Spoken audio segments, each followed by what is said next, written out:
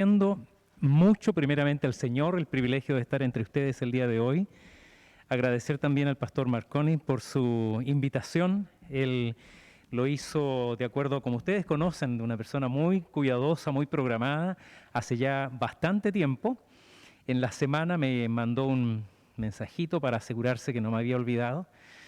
Y bueno, no me había olvidado, lo tenía muy presente porque desde que me extendiera la invitación lo consideré un privilegio inmenso por lo que significa este culto en la vida de su familia, quienes han llegado a ser muy queridos para nosotros. Y gracias a Dios hoy día los medios que existen y hacen más posible mantenernos en contacto, y yo espero que este obsequio que el Señor le dio a la iglesia y a mi vida y a la de mi familia en particular de haberles conocido, permita al Señor que se mantenga durante mucho, mucho tiempo.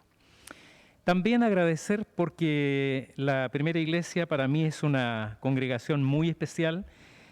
Han sido muy gentiles conmigo al mantener siempre una invitación cercana.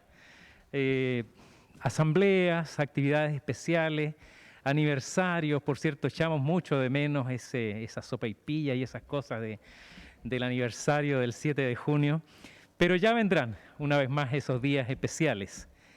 Y el privilegio inmenso de poder compartir con ustedes la palabra del Señor el día de hoy. Quiero pedirles entonces que abran sus Biblias en el libro de Génesis, capítulo 50, versículos 15 al 26.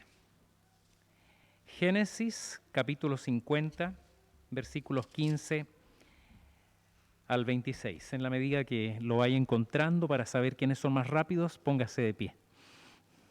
No, lo haya encontrado o no, póngase de pie.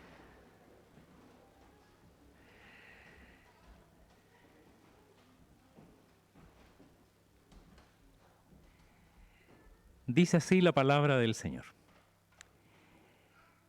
Viendo los hermanos de José que su padre era muerto, dijeron: quizá nos aborrecerá José y nos dará el pago de todo el mal que le hicimos. Y enviaron a decir a José: tu padre mandó antes de su muerte diciendo: así diréis a José, te ruego que perdones ahora la maldad de tus hermanos y su pecado, porque mal te trataron. Por tanto, ahora te rogamos que perdones la maldad de los siervos del Dios de tu padre. Y José lloró mientras hablaban.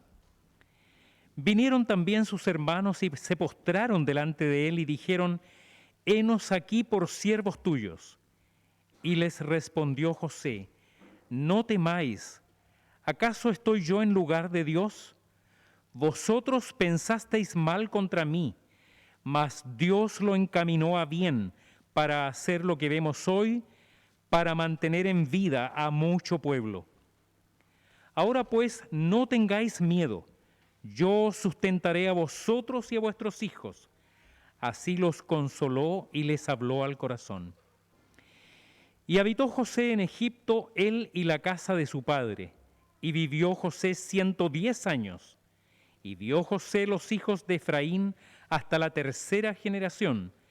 También los hijos de Maquir, hijo de Manasés, fueron criados sobre las rodillas de José. Y José dijo a sus hermanos: yo voy a morir, mas Dios ciertamente os visitará y os hará subir de esta tierra a la tierra que juró a Abraham, a Isaac y a Jacob. E hizo jurar José a los hijos de Israel diciendo: Dios ciertamente os visitará y haréis llevar de aquí mis huesos. Y murió José a la edad de 110 años, y lo embalsamaron y fue puesto en un ataúd en Egipto. Les invito a que oremos. Con toda humildad, Señor, delante de ti, hemos abierto tu palabra directamente de nuestras Biblias, Señor, esta palabra que no solo inspiró tu Santo Espíritu, sino que ha preservado poderosa y milagrosamente hasta nuestro tiempo. Y que hoy, Señor, tenemos el privilegio de abrir, de leer directamente, Señor, tu palabra, en libertad, con la posibilidad de acercarnos también, Señor, a su enseñanza a nuestra vida el día de hoy. Líbrame de todo error, Señor, de toda mala interpretación. Pero conserva en nuestra mente, en nuestro corazón, todo lo que esté en armonía con tu propósito, que sea fiel a tu palabra, a tu intención, Señor, desde el primer día que esta palabra fue entregada. Y que siga siendo en nosotros todo lo necesario para que nuestras vidas de verdad te honren. Y seamos, Señor, lo que tú esperas que seamos cada día, como creyentes en Jesucristo, nuestro Señor y Salvador, en cuyo nombre oramos. Amén. Asiento, por favor. Si hay algo que valoro, los libros en general, pero si hay algo que valoro son las biografías. Yo no sé si hay entre ustedes quienes tengan esa afición especial. Leer biografías de gente que hizo cosas significativas, buenas o malas. A veces hay antiejemplos que también nos enseñan. Y la vida de José es una de esas historias realmente extraordinarias. No sé si más o menos que otras extraordinarias historias de personajes de la Escritura, pero era uno de mis personajes favoritos desde la escuela dominical en mi niñez. Una historia llevada al cine, a series de televisión, contada en brillantes colores de muchas maneras, destacando cualidades extraordinarias de la vida de este personaje, que sin ser perfecto es considerado un tipo de Cristo en muchos sentidos, y mucho de la vida de José en cuanto tipo de Jesucristo vamos a comentar el día de hoy en especial. Probablemente la historia sea conocida por la mayoría de los que están hoy día acá, pero a modo de contexto solamente un muy breve resumen de su historia. Uno de los hijos menores de Jacob, llamado Israel por el Señor, por lo tanto, eso ya nos muestra el propósito de Dios del pueblo que Él estaba formando hasta nuestros días. Hermano mayor solo de Benjamín, amado por su padre, que una de las debilidades que mostró fue favoritismo por alguno de sus hijos. No sigan ese ejemplo los papás. Mientras los otros hijos, los hijos mayores, acumulaban mala fama delante de su padre Jacob, de lo cual José se encargaba de mantenerlo informado. Así que se ganó también el poco afecto, el odio de sus hermanos, y aprovechando entonces un momento especial en la historia de ellos, intentan matarlo, salva finalmente su vida, pero es vendido a una tribu de ismaelitas que iba camino a Egipto, y llega a ser vendido allá como esclavo a la familia de un hombre rico de alta posición llamado Potifar. La esposa de Potifar, creo que en ese tiempo tendría José unos 18, 19 años. A mi esposa no le gusta como dice la NBI, pero voy a decir como lo dice la Nueva Versión Internacional. Le echó el ojo. Me dice mi esposa, ¿cómo ponen así en la Biblia? Pero eso fue lo que ocurrió, literalmente. Debe haber sido un joven buen mozo, atractivo, en plenitud de su juventud, y la esposa de este funcionario del ejército le echa el ojo. Cuando él se resiste a ceder a los encantos de ella, es denunciado falsamente de intento de violación y termina preso. Par de años en un calabozo, en una cárcel de Egipto, donde interpreta los sueños de dos siervos del rey, sueños que se cumplieron cabalmente, uno de ellos que es restituido a su posición de privilegio en el palacio, a raíz de ese famoso sueño de el faraón de Egipto. En nuestros tiempos muchos hablan de vacas gordas y vacas flacas y no tienen idea de dónde salió esa historia. Bueno, ahí está en Génesis el sueño de Faraón que dicen José puede interpretar. Así que el sueño es interpretado correctamente y con alrededor de 30 años este joven llega a ser primer ministro del reino de Egipto. Se le dio una esposa de la que nacen estos dos hijos, Manasés y Efraín. Y el hambre profetizada en ese sueño de Faraón llega finalmente a la tierra Y entonces eso significa la llegada, el viaje de los hermanos de José a la tierra de Egipto para poder proveer sustento material, alimentos para la familia de Jacob, el pueblo de Israel que estaba en un lugar donde el hambre ya estaba arreciando. Si usted no ha leído la historia completa, está aquí en Génesis, los últimos capítulos, y si la leyó, vuelva a leerla porque realmente es una historia extraordinaria. Muchas son las cualidades que se podrían destacar de este personaje de las Sagradas Escrituras, este héroe de la fe en el Antiguo Testamento. Su integridad, un hombre que a pesar de todas las circunstancias mantiene su integridad, su rectitud, aún en condiciones que muchos hombres, muchos varones habrían cedido. Él mantiene su integridad. Su inteligencia emocional y espiritual, su habilidad demostrada con creces para regir y administrar. Llega a ser el brazo derecho del faraón que dejó de preocuparse prácticamente de los asuntos del reino porque José estaba haciéndolo de manera tan formidable que tenía absoluta tranquilidad en la gestión de este administrador. Probablemente llame nuestra atención también su capacidad para perdonar y continuar amando a esos hermanos que intentaron matarlo y finalmente lo vendieron como esclavo. Una situación horrorosa. Si se hiciera una lista de cuáles son los mejores hermanos en la Biblia, probablemente José sería el mejor hermano. El mejor hermano de la Biblia. Pero basado en lo que hemos leído ahora y en lo que destacará más tarde, y lo vamos a comentar en el sermón, lo que destacará más tarde el libro de Hebreos cuando hace esa lista de grandes héroes de la fe en el capítulo 11 del libro de Hebreos, vamos a hablar hoy día particularmente de una cualidad de este hombre que es una fe íntegra. Una fe íntegra. Una fe que todos deberíamos aspirar a tener. ¿Cómo es una fe íntegra?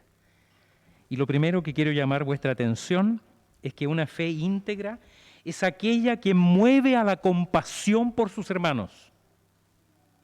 Una persona, un creyente que tiene una fe íntegra, no es indiferente a lo que pasa con los otros creyentes, con sus hermanos, tanto de carne como hermanos en la fe. Una fe íntegra mueve a la compasión por los otros.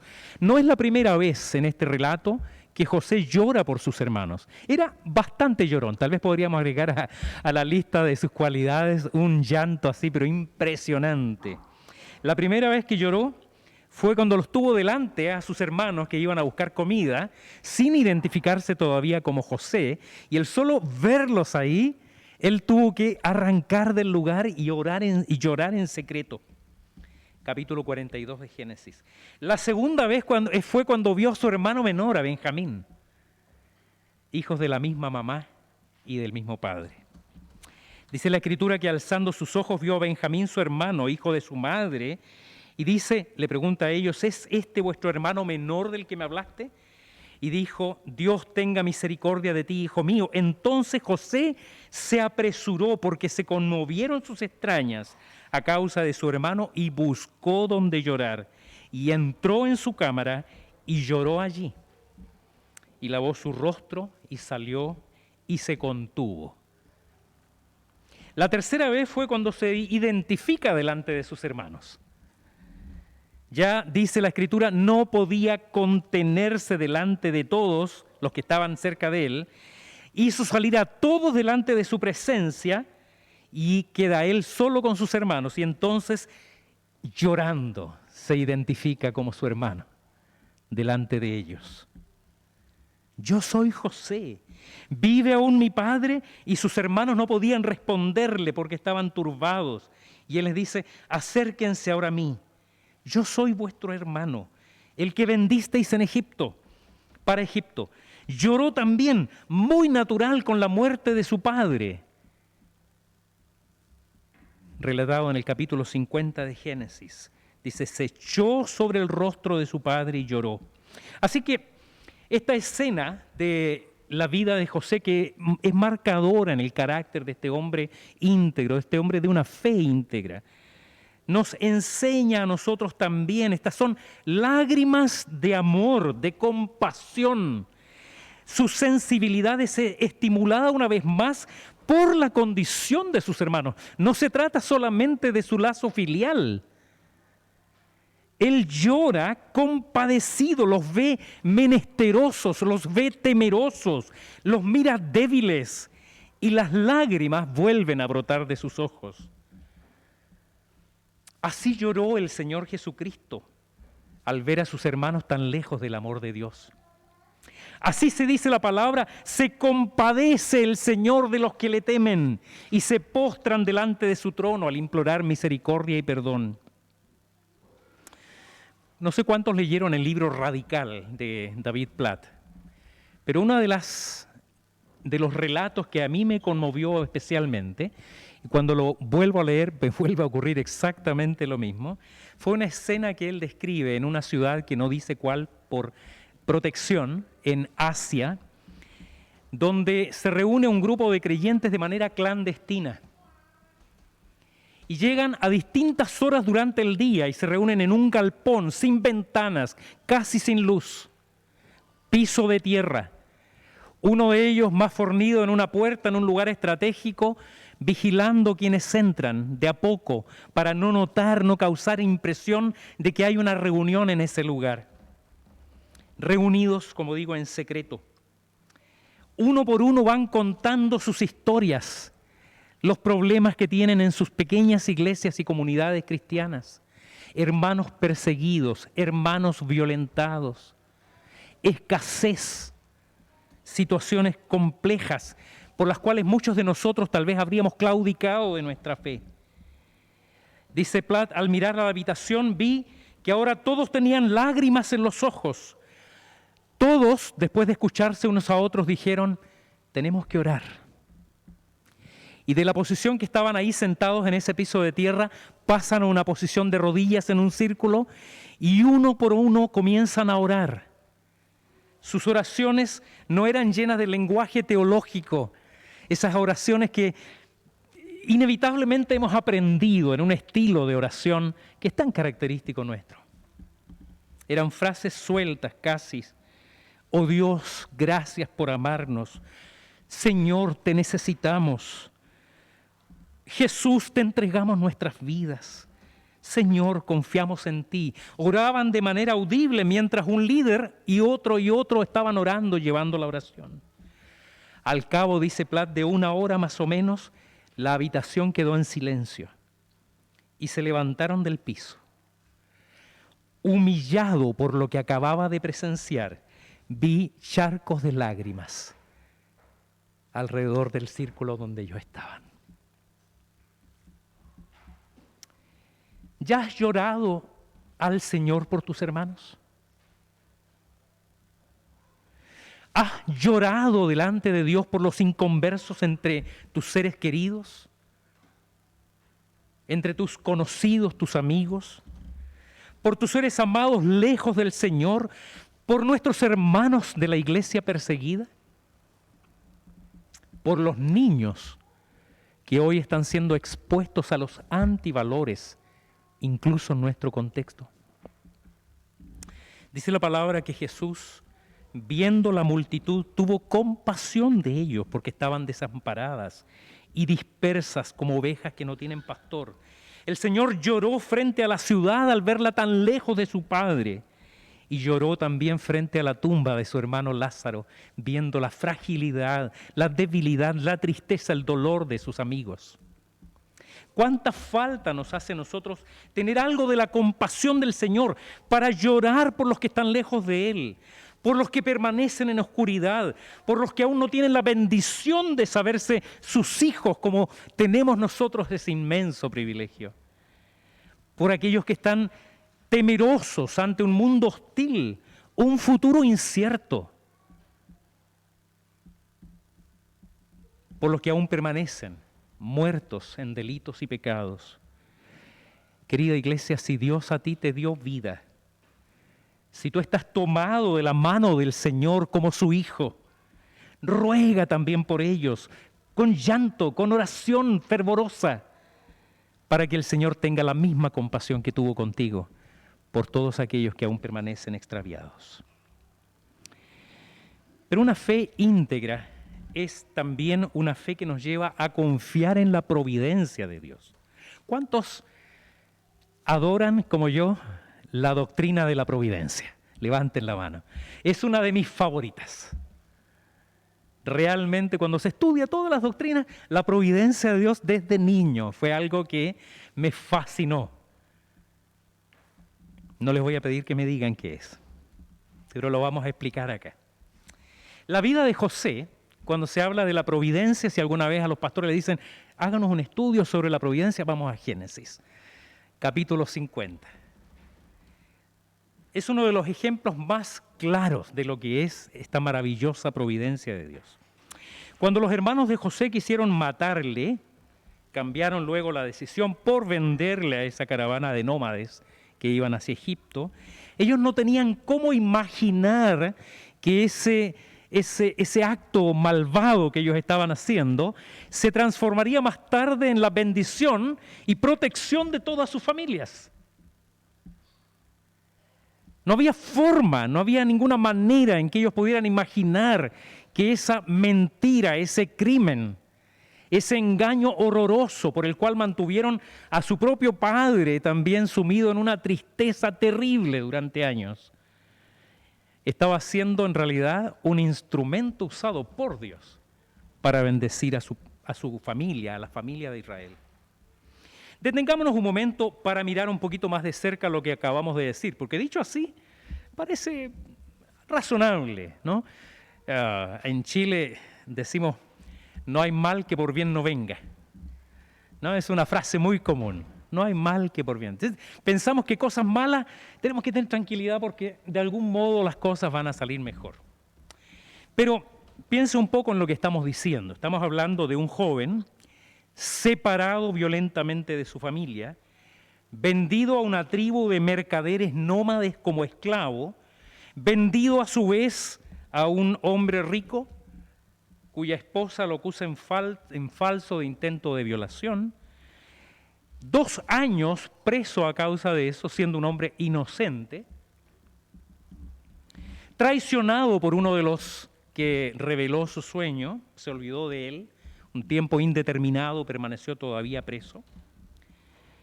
Y a pesar de todo ello, mantuvo su fe y su integridad.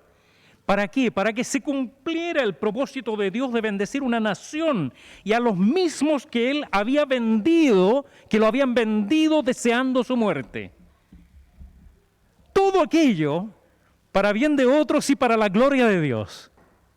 ¿Cuán dispuestos estamos nosotros a entregar nuestras vidas con esa confianza y seguridad en las providentes manos de Dios, cualquiera sea nuestra situación y condición actual? Esta es una doctrina, por cierto, que amamos como iglesia.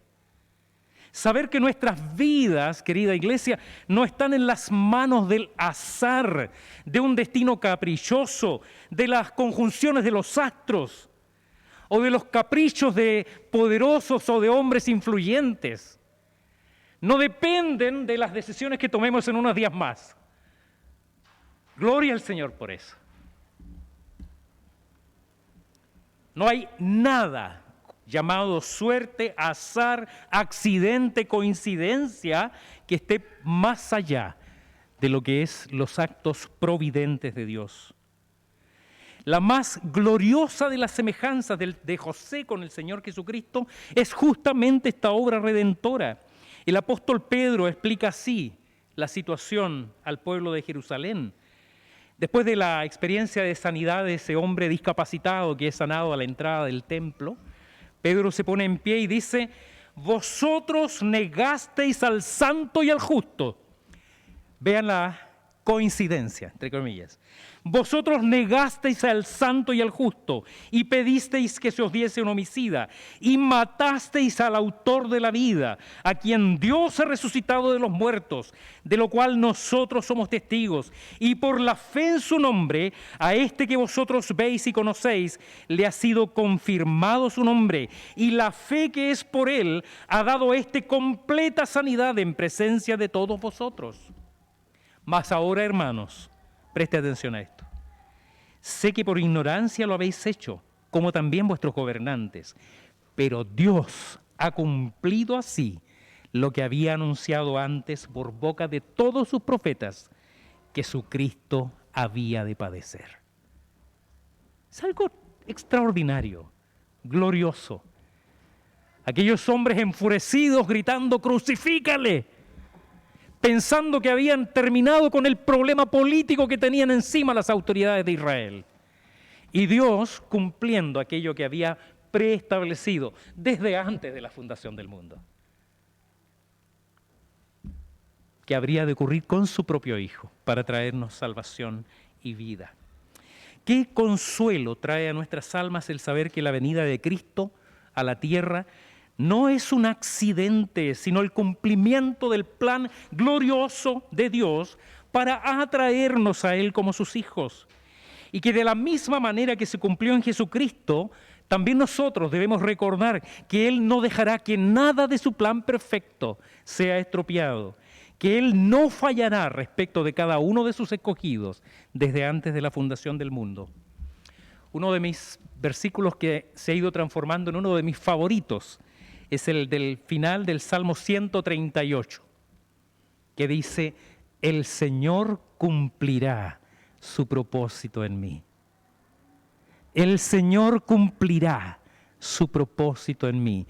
Tu misericordia, Jehová, es para siempre. Y termina con una oración, Señor, no abandones la obra de tus manos.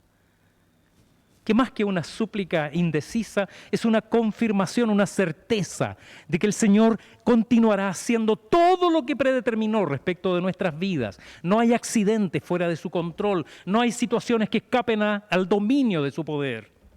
El apóstol Pablo, haciéndose eco de este salmo, dice en Filipenses 1:6, estando persuadido de esto, seguro, convencido, se los doy firmado, dice Pablo, que el que comenzó en vosotros la buena obra, la perfeccionará hasta el día de Jesucristo. Marconi, el que comenzó en ti la buena obra, la perfeccionará hasta el día de Jesucristo. Por eso José, como un tipo de Cristo, anima a sus hermanos diciéndoles, así que no tengan miedo, yo les sustentaré a ustedes y a sus hijos. Estas no son palabras de José. Estas son palabras del Señor Jesucristo para nosotros, las mismas que dijo a sus discípulos, yo estoy con vosotros todos los días hasta el fin del mundo. Esa es la promesa del Señor a sus hijos hoy y para siempre. No hay nada que temer. Él es nuestro Padre, nuestro proveedor, nuestro sustentador, nuestro consolador. En Él está confiada el alma. A Él entregamos nuestro presente y nuestro futuro. Él es el Señor, en Él esperamos cada día de nuestra vida. Cualquiera sea la condición por la que nos toque atravesar, como personas, como iglesia, como nación, estamos en las manos del Señor. Pero finalmente también el texto dice que una fe íntegra es una fe que nos lleva a creer en las promesas de Dios. A creer en las promesas de Dios. Versículo 24 dice, yo voy a morir. ¿Hay alguno acá que pueda ser eximido de esa promesa? He aquí yo voy a morir, mas Dios ciertamente os visitará y os hará subir de esta tierra a la tierra que juró a Abraham, a Isaac y a Jacob.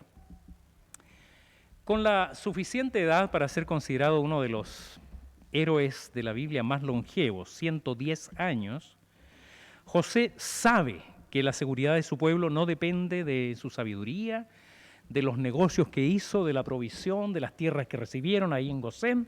No, Él dice, yo voy a morir, y antes les había dicho, yo les voy a sustentar a ustedes y a sus hijos, con 110 años.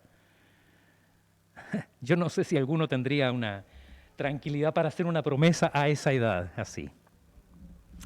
¿Les parece conocido esto? Yo voy a morir, voy a Jerusalén, voy a ser crucificado, pero resucitaré y estoy con vosotros todos los días hasta el fin del mundo. Y el Señor lo ha cumplido, cada parte de esa promesa. Es la fe de José en las promesas del Señor la que le hace justamente, como habíamos dicho al comienzo, estar en esta galería de hombres de fe, ahí en Hebreos capítulo 11. En el versículo 22 del capítulo 11 a los Hebreos, este autor sintetiza en una breve frase lo medular de la fe de José, expresada en esta declaración final. Por la fe, José, al morir, mencionó la salida de los hijos de Israel, una referencia a un hecho que ocurriría, ¿cuántos años después? 400 años después. ¿Cuánto tiempo entre medio de esos dos hitos habrá estado el pueblo de Israel pensando en esa promesa, confiando en esa promesa? Nosotros a veces tenemos poca paciencia con cosas de días, de un mes, de un año. Tal era la certeza de José de que Dios cumpliría su promesa y que la promesa dada a Abraham se cumpliría, que hizo jurar a sus hermanos y a sus descendientes después de ellos, que no enterrarían sus huesos en Egipto, sino que los llevarían con ellos a la tierra prometida. Si alguna vez en esas trivias de juegos bíblicos les preguntan cuál fue el funeral más largo de la Biblia, acuérdense de este, 420 años, 440 años. Así de grande era la fe de José. En su vida, desde la juventud, tuvo experiencias que muchos harían perder su fe. Vendido por sus hermanos, acusado en falso, encarcelado, nunca perdió la fe en las promesas de Dios, a pesar de esas tremendas experiencias. Y próximo a su muerte, manifestó una vez más su fe, creyendo en la promesa de la tierra prometida, dada a Abraham, a Isaac y a su padre Jacob. No es que si era una diferencia el ser enterrado allá, no era una cuestión de caprichos, pero de una manera práctica estaba diciendo a sus hermanos, a sus hijos y a sus nietos, las promesas de Dios son fieles y verdaderas y ellas se van a cumplir. Crean en eso. Quienes tienen su fe verdadera, esta fe que salva, mostrarán su fe en su manera de vivir y en la manera de morir. ¿Cuál es nuestra actitud respecto de nuestra propia muerte? El mundo entero ha hablado mucho de la muerte. Hemos visto la muerte de cerca en este tiempo. Cercanos, conocidos, vecinos, familiares, compañeros de trabajo. Ellos o sus familias. Y continúa habiendo la amenaza. ¿Omicron se llama el nuevo? ¿Cuál es nuestra actitud respecto de la muerte? Cuando falleció mi padre, quienes me conocen saben que tenemos una familia numerosa, así que ese día después del funeral nos fuimos a mi casa, llegaron todos, hermanos, cuñados, cuñadas, sobrinos, se llenó la casa. Había que cocinar, así que lo más rápido era ir a comprar unos pollos asados. Con mi hermano Alfredo fuimos a un local ahí en Vicuña Maquena, cerca de la casa, y compramos pollos. Cuando llegamos a la casa y mis hermanas comenzaron a distribuir, dijeron, no va a alcanzar. Así que de vuelta al negocio otra vez a comprar más pollos. Y la señora nos reconoció, la vendedora, la señora que estaba en la caja, seguramente dueña del local. Y nos dice, está bueno el carrete. Y nos miramos con mi hermano y fuimos malos, reconozco que fuimos malos, porque pues, si nos pusimos un poco serios le dijimos, sí, estamos en el funeral del papá. Y la señora quedó para adentro así, perdón. Pero entonces nos miramos y nos pusimos a reír. No, es una celebración. Y en realidad, hermano, fue una fiesta. Fue una fiesta, no había llanto de dolor, de tristeza, porque nosotros sabemos dónde está el papá. Y fuimos y aprendimos de ellos esta actitud respecto a la vida y la muerte. ¿Qué poder tiene la muerte sobre nosotros? ¿No dice la Escritura por el apóstol Pablo que es mejor partir y estar con Cristo? Había un himno que probablemente algunos recuerden, que es una oración, lo oro a ti, mi Dios, en esta noche. Una oración para ser cantada o leída antes de dormir. Y en una de sus estrofas dice, enséñame a vivir, que no me espante más la tumba que el lecho del reposo. Enséñame a morir, a fin que pueda del juicio el día despertar glorioso. Esa debe ser nuestra actitud frente a la vida y la muerte, porque creemos en las promesas de Dios, porque las promesas de Dios no son un incentivo para vivir solamente, están ahí en nuestra vida y en nuestra muerte. El Señor es cierto, poderoso, Él cumplirá todo aquello que ha prometido. Algunas reflexiones finales para remachar algunas de las cosas que hemos dicho. Si eres un creyente, si eres un líder de la iglesia, o independiente de ello, tal vez deberías comparar cada uno de nosotros la sensibilidad de José frente a sus hermanos respecto de nuestros seres queridos lejos del Señor. Una cualidad que tienen los discípulos de Cristo es la pasión por las almas, por los hermanos que sufren, por los que están lejos del Señor, por las ovejas que vemos desamparadas como aquellas que están sin pastor. No se trata de ser emotivos meramente. Se trata de sentir el dolor, la soledad, el sufrimiento, la angustia de las almas lejos de Cristo, ponernos en los zapatos de nuestros hermanos perseguidos por causa de la fe. Necesitamos tal vez orar para que el Señor despierte en nosotros la sensibilidad de José, la compasión que procede de aquellos que tienen una fe íntegra.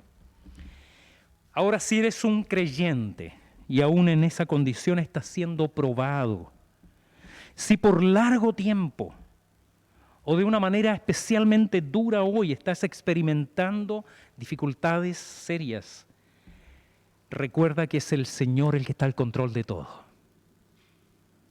Posiblemente ninguno de nosotros ha llegado a experimentar los sufrimientos de José, no lo sé. Tal vez alguien diga, mi vida fue o ha sido peor que eso. Pero cada creyente en Cristo tiene la posibilidad y al alcance, por causa de la fe que es un don del Señor, de poner nuestra confianza de la misma forma que esta fe que tuvo José inspira en nosotros, una fe que es creyente, que confía en la providencia de Dios en todas las cosas de nuestra vida. Y finalmente, si eres creyente, quizás debas asegurarte no solamente de creer en Dios, como dicen muchas personas. Si usted para a cualquier persona en la calle, probablemente si le pregunta si cree en Dios, probablemente 9 de cada 10 personas van a decir que sí. Muy probablemente. Pero la fe que José tuvo es fe en las promesas de salvación de todos aquellos que ponen su fe solo en Jesucristo. Vislumbrando como Él la tierra prometida, la tierra de la promesa, que es el lugar del creyente con Dios por toda la eternidad. Y a los que somos padres, ¿qué testimonio estamos dando a nuestros hijos en relación a la vida y la muerte? A las nuevas generaciones. ¿Cuál es nuestra actitud respecto de aquello que el Señor ha dicho en sus promesas, en su palabra? Mejor partir y estar con Cristo. Que la muerte de sus santos es amada por el Señor. La vida es linda. Yo amo vivir. Y no lo digo porque ya tenga más años que antes. Dicen que después de ciertos años uno empieza a pensar un poco más en aquello. Pero realmente es un buen test para nuestra vida, si tú puedes decir, para mí, partir y estar con Cristo es muchísimo mejor. Amar la vida, desear estar bien de salud, disfrutar de lo que el Señor nos está dando, pero no al punto de aferrarnos a ella, como si esto fuese todo, olvidando las promesas maravillosas del Señor, que están ahí para cada uno de nosotros. Que Dios bendiga a la iglesia. Les invito a orar. Eterno Dios y Padre nuestro, cuán agradecidos estamos de ti, Señor, por tu palabra, por el ejemplo maravilloso, Señor, de hombres como José y así tantos otros, Señor, en tu Escritura, que nos enseñan aquello que hemos de buscar nosotros con ansias, con la ayuda, el auxilio de tu Santo Espíritu, para crecer, para madurar en tus cosas, para ser cada vez más cercanos, más semejantes a nuestro amado Señor y Salvador Jesucristo. Bendice esta iglesia, Señor, a cada uno de nosotros y lleva con nosotros también esta bendición a todos aquellos que aún no te conocen. Mueve, Señor, a tu iglesia a cumplir la gran comisión, porque hay muchos aún en tinieblas, mientras nosotros disfrutamos de esta luz maravillosa. Lo rogamos en el nombre de Jesucristo el Señor. Amén.